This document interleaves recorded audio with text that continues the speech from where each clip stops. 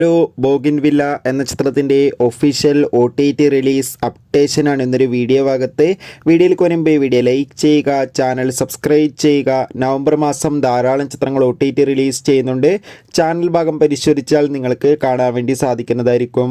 ജ്യോതിർമയ്, ചാക്കോച്ചൻ, ഫഹദ് എന്നൊക്കെ പ്രധാന കഥാപാത്രങ്ങളായെത്തി അമൽ നീരദിൻ്റെ സംവിധാനത്തിൽ പുറത്തുവന്ന ചിത്രമായിരുന്നു ബോഗിൻവില്ല. എല്ലാ സിനിമാ പ്രേമികളും ഒരേപോലെയായിരുന്നു ബോഗിൻവില്ല എന്ന ചിത്രത്തിൻ്റെ റിലീസിനായി കാത്തിരുന്നത്.